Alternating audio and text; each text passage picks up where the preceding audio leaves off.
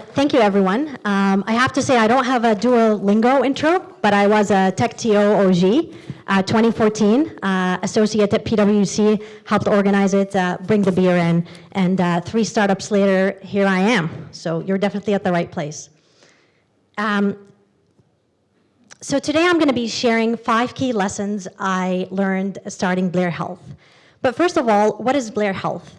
So the problem that we're trying to solve for is today in Canada, we have an aging population. So we have over 10 million women, including 75 in the US, who are going through perimenopause and menopause and beyond.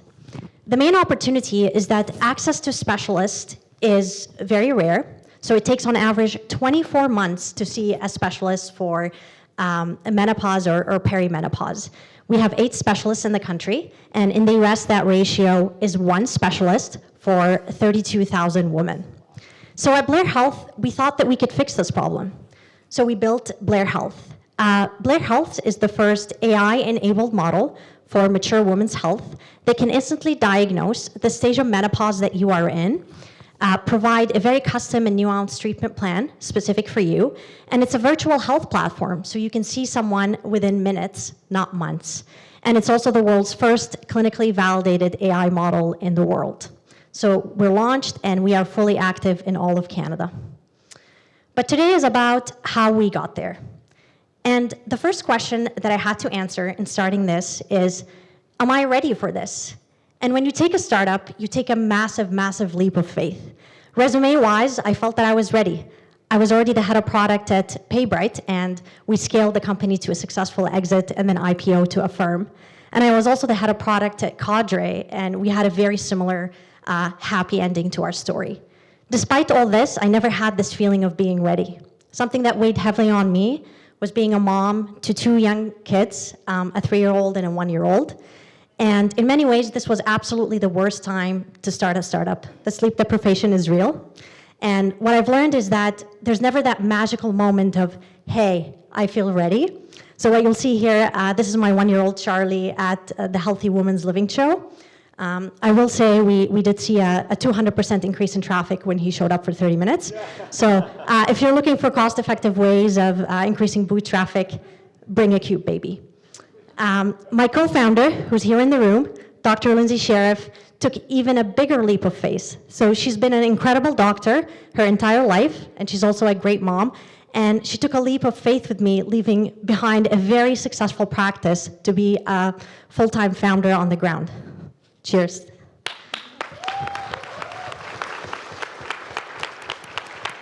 Which brings me to lesson number 2, which is it's all about the team. The first call that I made was to Dr. Lindsay Sheriff, and it's because we wanted this to be a business that's rooted in a strong clinical foundation. You can't close a specialist gap without one of 8 specialists in the country. The second call that I made was to the head of technology that I worked with during my time at the firm.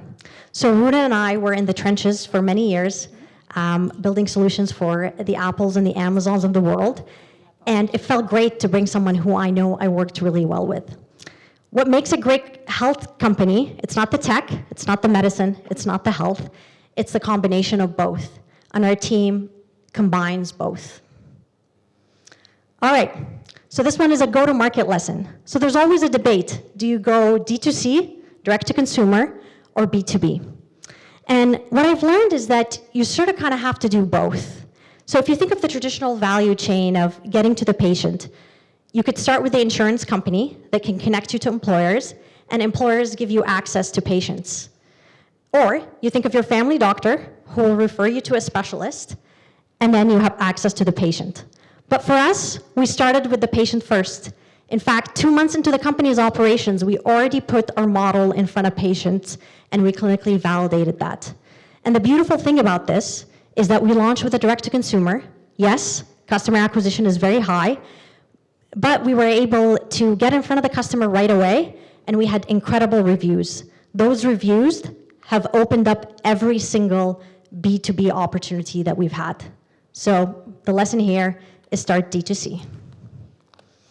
All right, so this one is for all of you product nerds out there. So 10 years as head of product, one of the key lessons I learned working in fintech was you always fill the funnel, then fix the funnel.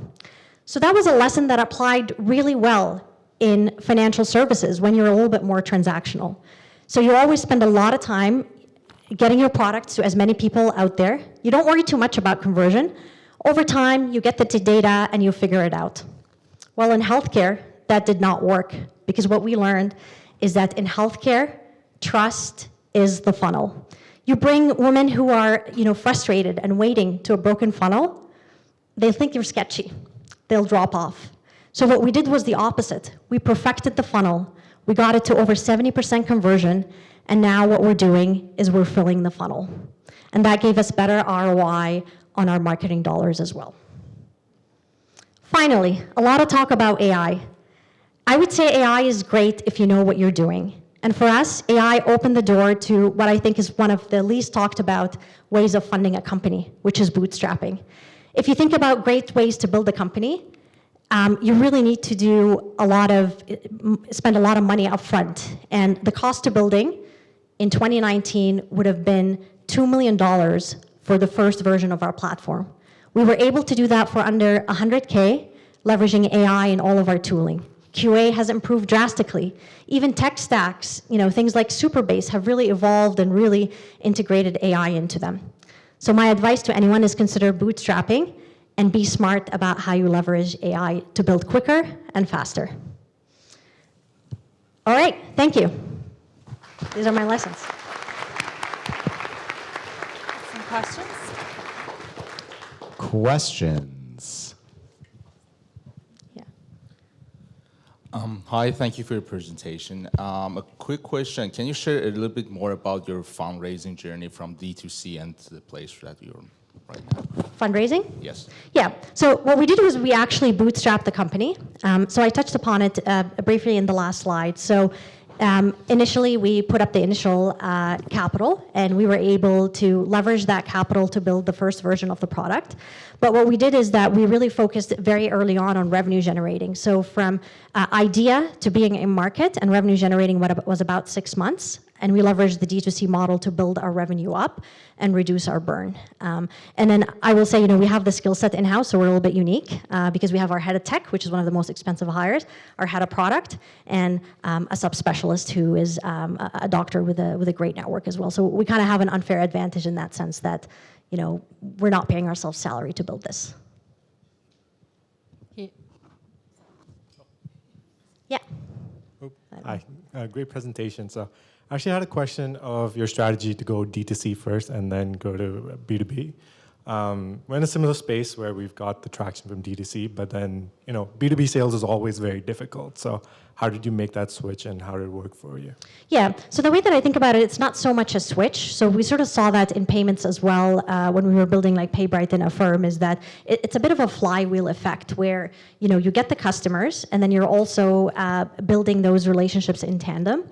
What we found was that it's in healthcare, it's all about the trust, right? So it's very difficult to go and talk to like a big insurance company when you don't have the proof points behind it. But when you have a product that's like clinically validated where, people have heard about you, whether it's through social media or a patient, those conversations become a lot easier. So the advice is you kind of have to start both at the same time, but the B2B sales cycle are very long, and that's true for every business. It was true in fintech, and I'm finding it to be true in healthcare, but you kind of have to do both at the same time. Sorry. Yeah. Right here. Oh. Thank you. Thank you for your presentation. Specifically on bootstrapping, when you think about what you spent that money on, how did you make those decisions, and how did you know that that was what you wanted to spend the money on? Yeah, so that's great. So like the first big spend is we needed to have the product. And then after having the product, it was a combination of like what drives revenue and also dedicating a certain % to intelligent experimentation. So something that I think we did really well is that everything was hooked up to data very early on. And then we had data and early indicators of what was working well. And we have an experimentation mindset. So if we were found that, hey, we were burning too much money there, we would just, basically stop the operation and put it somewhere else. Thank you.